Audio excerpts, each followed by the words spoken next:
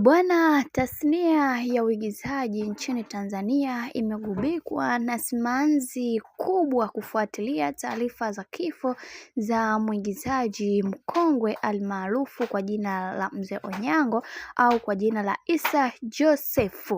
Mzee Onyango alikuwa miongoni mwa wasanii waliotoa mchango mkubwa katika uigizaji wake wa Tanzania kupitia vipaji vyake, na pia tumeweza kuona vitu vingi ambavyo alivyoweza kuvifanya. Alikuwa na uwezo wa kufanya uchekeshaji na kuwasilisha ujumbe kwa watu, namna ambavyo yeye amekuwa akifanya vizuri katika tasnia hiyo. Lakini ndo kama hivyo, siku hii ya leo Mzee Onyango ameweza kututoka tena. Bwana, Mungu ailaze roho ya marehemu mahali pema peponi. Lakini tumeweza kuona ndugu jamaa na marafiki wamekuwa wakimposti pia, lakini tumeweza kuona watu wanakusanyika na kutaka kuweza kujua ni mahali gani Mzee Onyango anaenda kuhifadhiwa.